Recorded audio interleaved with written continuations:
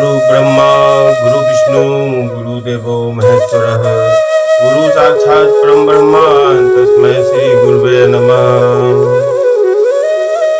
त्वमेव माता च पिता त्वमेव बन्धुश्च सखा त्वमेव विद्या द्रविणं त्वमेव सर्वं मम देव। श्री कृष्ण गोविंद हरे मुरारी हे नाथ नारायण वासुदेवा। श्री कृष्ण गोविंद हरे मुरारी हे नाथ नारायण वासुदेवा। श्री कृष्ण गोविंद हरे मुरारी हे नाथ नारायण वासुदेवा। श्री कृष्ण गोविंद हरे मुरारी हे नाथ नारायण वासुदेवा।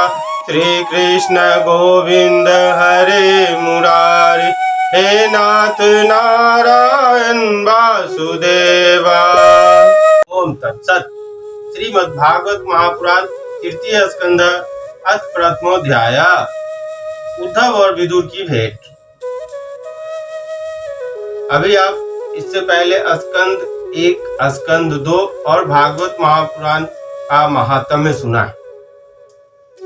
आज से हम तृतीय स्कंद की ओर बढ़ रहे हैं। प्रथमोध्याय। श्री सुखदेव जी ने कहा, परीक्षित, जो बात तुमने पूछी है वही पूर्व काल में अपने सुख समृद्धि से पूर्ण घर को छोड़कर वन में गए हुए विदुर जी ने भगवान मैत्रेय जी से पूछी थी। जब सर्वेश्वर भगवान श्री कृष्ण पांडवों के दूत बनकर गए थे, तब वे दुर्योधन के महलों को छोड़कर उसी विदुर जी के घर में उसे अपना ही समझकर बिना बुलाए रहने चले गए थे। राजा परीक्षित ने पूछा, प्रभु, यह तो बतलाइए कि भगवान मैत्रेय के साथ विदुर जी का समागम कहाँ और किस समय हुआ था। पवित्र आत्मा विदुर ने महात्मा मैत्रेय जी से कोई साधारण प्रश्न नहीं किया होगा, क्योंकि उसे तो मैत्रेय जी जैसे साधु शिरोमणि ने अभिनंदन पूर्वक उत्तर देकर महिमान्वित किया था। सूत जी कहते हैं, सर्वज्ञ सुखदेव जी ने राजा परीक्षित के इस प्रकार पूछने पर अति प्रसन्न होकर कहा, सुनो। श्री सुखदेव जी कहने लगे, परीक्षित, यह उन दिनों की बात है जब अंधे राजा धृतराष्ट्र ने अन्याय पूर्वक अपने दुष्ट पुत्रों का पालन पोषण करते हुए अपने छोटे भाई पांडु के अनाथ बालकों को लाक्षा भवन में भेजकर आग लगवा दी। जब उनकी पुत्रवधू और महाराज युधिष्ठिर की पटरानी द्रौपदी के केस दुशासन ने भरी सभा में खींचे, उस समय द्रौपदी की आंखों से आंसुओं की धारा बह चली और उस प्रवाह से उसके वक्ष स्थल पर लगा हुआ केसर भी बह चला, किंतु धृतराष्ट्र ने अपने पुत्र को उस कुकर्म से नहीं रोका।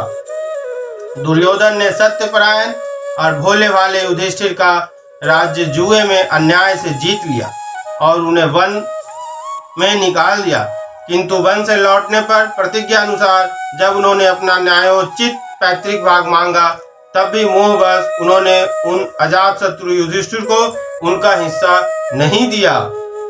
महाराज युधिष्ठिर के भेजने पर जब जगत गुरु भगवान श्री कृष्ण ने कौरवों की सभा में हित भरे सुमधुर वचन कहे, जो भीष्म आदि सज्जनों को अमृत से लगे, पर कुरुराज ने उनके कथन को कुछ भी आदर नहीं दिया। देते भी कैसे, उनके तो सारे पुण्य नष्ट हो चुके थे। फिर जब सलाह के लिए विदुर जी को बुलाया गया, तब मंत्रियों में श्रेष्ठ विदुर जी ने राजभवन में जाकर बड़े भाई धृतराष्ट्र के पूछने पर उन्हें वह सम्मति दी जिसे नीति शास्त्र के जानने वाले पुरुष विदुर नीति कहते हैं। उन्होंने कहा, महाराज, आप अजातशत्रु महात्मा युधिष्ठिर को उनका हिस्सा दे दीजिए। वे आपके न सहने योग्य अपराध को भी सह रहे हैं। भीम रूप काले नाग से तो आप भी बहुत डरते हैं। देखिए, वह अपने छोटे भाइयों के सहित बदला लेने के लिए बड़े क्रोध से फुफकारे मार रहा है।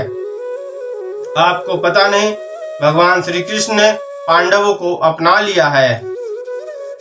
यदुवीरों के आराध्य देव इस समय अपनी राजधानी द्वारकापुरी में विराजमान है। उन्होंने पृथ्वी के सभी बड़े बड़े राजाओं को अपने अधीन कर लिया है तथा ब्राह्मण और देवता भी उन्हीं के पक्ष में है। जिसे आप पुत्र मानकर पाल रहे हैं तथा जिसकी हाँ में हाँ मिलाते जा रहे हैं, उस दुर्योधन के रूप में तो मूर्तिमान दोष ही आपके घर में घुसा बैठा है। यह तो साक्षात भगवान श्री कृष्ण से द्वेष करने वाला है। इसी के कारण आप भगवान श्री कृष्ण से विमुख होकर श्रीहीन हो रहे हैं। अतएव यदि आप अपने कुल की कुशल चाहते हैं तो इस दुष्ट को तुरंत ही त्याग दीजिए। विदुर जी भी एक बाप को कह रहे हैं बेटा को त्यागने के लिए। विदुर जी का ऐसा सुंदर स्वभाव था कि साधु जन भी उसे प्राप्त करने की इच्छा करते थे। किंतु उनकी यह बात सुनते ही कर्ण, दुशासन और शकुनी के साथ दुर्योधन के होठ अत्यंत क्रोध से फड़कने लगे और उसने उनका तिरस्कार करते हुए कहा, अरे इस कुटिल दासी पुत्र को यहाँ किसने बुलाया है? यह जिनके टुकड़े खा खा कर जीता है, उन्हें के प्रतिकूल होकर शत्रु का काम बनाना चाहता है। इसके प्राण तो मत लो, परंतु इसे हमारे नगर से तुरंत बाहर निकाल दो।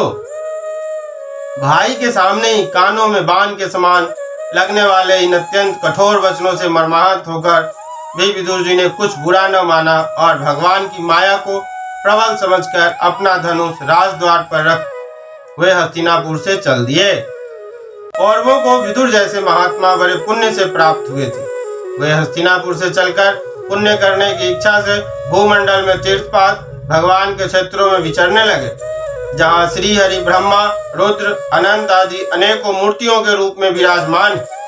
जहाँ जहाँ भगवान की प्रतिमाओं से सुशोभित तीर्थ स्थान, नगर, पवित्र वन, पर्वत, निकुंज और निर्मल जल से भरे हुए नदी, सरोवर आदि थे, उन सभी स्थानों में वे अकेले ही विचरते रहे। वे अद्भुत वेश में स्वच्छ नंदनता पूर्वक पृथ्वी पर विचरते रहे, जिससे आत्मीय जन उन्हें पहचान न सके। वे शरीर को सजाते न थे, पवित्र और साधारण भोजन करते, शुद्ध वृत्ति से जीवन निर्वाह करते, प्रत्येक तीर्थ में स्नान करते, जमीन पर सोते और भगवान को प्रसन्न करने वाले व्रतों का पालन करते रहते थे। इस प्रकार भारतवर्ष में ही विचरते विचरते जब तक वे प्रभास क्षेत्र में पहुंचे, तब तक भगवान श्री कृष्ण की सहायता से महाराज युधिष्ठिर पृथ्वी का एक क्षेत्र अखंड राज्य करने लग गए थे।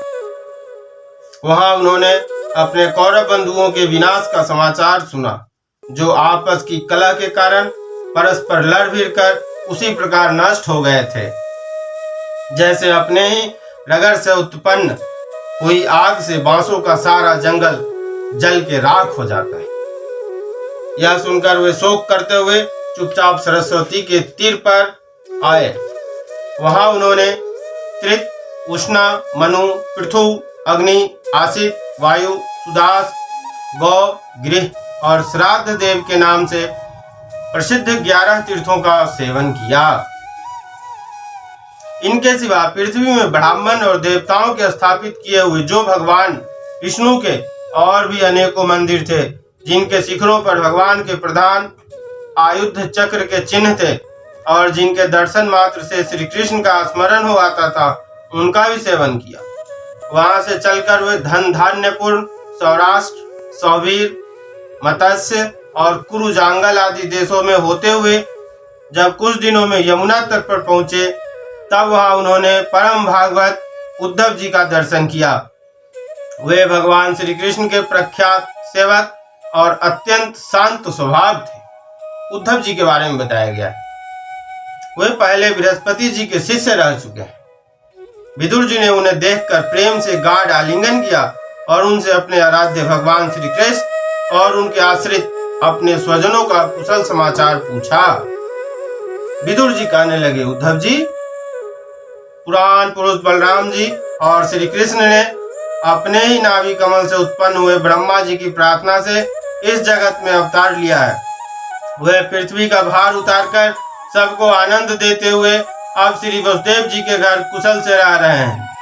प्रियवर, हम कुरुवंशियों के परम सूर्यदेव और पूज्य वसुदेव जी, जो पिता के समान उदारता पूर्वक अपनी कुंती आदि बहनों को उनके स्वामियों का संतोष कराते हुए उनकी सभी मनचाही वस्तुएं देते आए हैं, आनंद पूर्वक है ना? प्यारे उद्धव जी, यादवों के सेनापति वीर प्रद्युम्न जी तो प्रसन्न है ना, जो पूर्व जन्म में कामदेव थे तथा जिन्हें देवी रुक्मणी जी ने ब्राह्मणों की आराधना करके भगवान से प्राप्त किया है। सात्वत, वृष्णि, भोज और दासा हरवंशी यादवों के अधिपति महाराज उग्रसेन तो सुख से है ना, जिन्होंने राज्य पाने की आशा का सर्वथा परित्याग कर दिया था, किंतु कमल नयन भगवान श्री कृष्ण ने जिन्हें फिर से राज सिंहासन पर बैठाया। सौम्य, अपने पिता श्री कृष्ण के समान समस्त रथियों में अग्रगण्य श्री कृष्ण तन्य सांब सकुशल तो है ना। ये पहले पार्वती जी के द्वारा गर्भ में धारण किए हुए स्वामी कार्तिक हैं। अनेकों व्रत करके जाम्बती ने इन्हें जन्म दिया था, जिन्होंने अर्जुन से रहस्य युक्त धनुर्विद्या शिक्षा पाई है। ये कहा गया है श्री कृष्ण के समान समस्त रथियों में अग्रगण्य श्री कृष्ण तनय सांब, जो पहले पार्वती जी के द्वारा गर्भ में धारण किए गए थे कार्तिक जी। अनेकों व्रत करके जाम्बती ने इन्हें दोबारा जन्म दिया, जिन्होंने अर्जुन से धनुर्विद्या की शिक्षा पाई है। वे सात्विकी तो कुशल पूर्वक हैं, वे भगवान श्री कृष्ण की सेवा से अनायास ही भगवत जनों की उस महान स्थिति पर पहुंच गए हैं, जो बड़े बड़े योगियों को भी दुर्लभ है। भगवान के शरणागत निर्मल भक्त बुद्धिमान अक्रूर जी भी प्रसन्न है ना, जो श्री कृष्ण के चरण चिन्हों से अंकित ब्रज के मार्ग में रज में प्रेम से अधीर होकर लेटने लगे थे। भोजवंशी देवक की पुत्री देवकी जी अच्छी तरह है ना, जो देव माता अदिति के समान ही साक्षात विष्णु भगवान की माता है। जैसे वेदयात्री यज्ञ विस्तार रूप अर्थ को अपने मंत्रों में धारण किए रहती हैं, उसी प्रकार उन्होंने भगवान श्री कृष्ण को अपने गर्भ में धारण किया था। आप भक्तजनों की कामनाएं पूर्ण करने वाले भगवान अनिरुद्ध जी सुखपूर्वक हैं, जिन्हें शास्त्र वेदों के आदि कारण और अंतःकरण चतुष्ट के चौथे अंश मन के अधिष्ठाता बतलाते हैं। चतुष्ट के चौथे अंश का मतलब है चित्त, अहंकार, बुद्धि और मन। ये अंतःकरण के 4 अंश हैं। इनके अधिष्ठाता क्रमशः वासुदेव, संकर्षण, प्रद्युम्न और अनिरुद्ध हैं। सौम्य स्वभाव उद्धव जी अपने हृदयेश्वर भगवान श्री कृष्ण का अनन्य भाव से अनुसरण करने वाले, जो हृदय सत्यभामानंदन, चारु देशन और गद आदि अन्य भगवान के पुत्र हैं, वे सब भी कुशल पूर्वक है ना। महाराज युधिष्ठिर अपनी अर्जुन और श्री कृष्ण रूप दोनों भुजाओं की सहायता से धर्म मर्यादा का न्याय पूर्वक पालन करते हैं या नहीं। मैं दानव की बनाई हुई सभा में उनके राज्य वैभव और दबदबे को देखकर दुर्योधन को बड़ा डाह हुआ था। अपराधियों के प्रति अत्यंत असहिष्णु भीमसेन ने सर्प के समान दीर्घकालीन क्रोध को छोड़ दिया है क्या? जब वे गदा युद्ध में तरह तरह के पैतरे बदलते थे, तब उनके पैरों की धमक से धरती डोलने लगती थी। जिनके वाणी के जाल से छिपकर किरात वेशधारी अतएव किसी की पहचान में न आने वाले भगवान शंकर प्रसन्न हो गए थे, वे रथी और युद्धपतियों का सुयश बढ़ाने वाले गांडीवधारी अर्जुन तो प्रसन्न है ना। अब तो उनके सभी शत्रु शांत हो चुके होंगे। अलग जिस प्रकार नेत्रों की रक्षा करते हैं, उसी प्रकार कुंती के पुत्र युधिष्ठिर आदि जिनकी सर्वदा संभाल रखते हैं, और कुंती ही जिनका लालन पालन किया है, वे माद्री के यमज पुत्र नकुल सहदेव कुशल से तो हैं। उन्होंने युद्ध में शत्रु से अपना राज्य उसी प्रकार छीन लिया जैसे 2 गरुड़ इंद्र के मुख से अमृत का कलश निकाल लिए थे। बेचारी कुंती तो राजश्री श्रेष्ठ पांडु के वियोग में मृत प्राय सी होकर भी इन बालकों के लिए ही प्राण धारण किए हुए है। रथियों में श्रेष्ठ महाराज पांडु ऐसे अनुपम वीर थे कि उन्होंने केवल एक धनुष लेकर ही चारों दिशाओं को जीत लिया था। सौम्य भाव उद्धव जी, मुझे तो अधः पतन की ओर जाने वाले उन धृतराष्ट्र के लिए बार बार शोक होता है, जिन्होंने पांडवों के रूप में अपने परलोकवासी भाई पांडु से ही द्रोह किया तथा अपने पुत्रों की हाँ में हाँ मिलाकर अपने हित चिंतक मुझको भी नगर से निकलवा दिया। किंतु भाई, मुझे इसका कुछ भी खेद अथवा आश्चर्य नहीं। जगद्विधाता भगवान श्री कृष्ण ही मनुष्यों की सी लीलाएं करके लोगों की मनोवृत्तियों को भ्रामित कर देते हैं। मैं तो उन्हीं की कृपा से उनकी महिमा को देखता हुआ दूसरों की दृष्टि से दूर रहकर सानंद विचर रहा हूँ। यद्यपि कौरवों ने उनके बहुत से अपराध किए, फिर भी भगवान ने उनकी इसलिए उपेक्षा कर दी थी कि वे उनके साथ उन दुष्ट राजाओं को भी मारकर अपने शरणागतों का दुख दूर करना चाहते हैं, जो धन, विद्या और जाति के मत से अंधे होकर कुमारगामी हो रहे थे और बार बार अपनी सेनाओं से पृथ्वी को कपा रहे थे। उद्धव जी, भगवान श्री कृष्ण जन्म और कर्म से रहित हैं, फिर भी दुष्टों का नाश करने के लिए और लोगों को अपनी ओर आकर्षित करने के लिए उनके दिव्य जन्म कर्म हुआ करते हैं।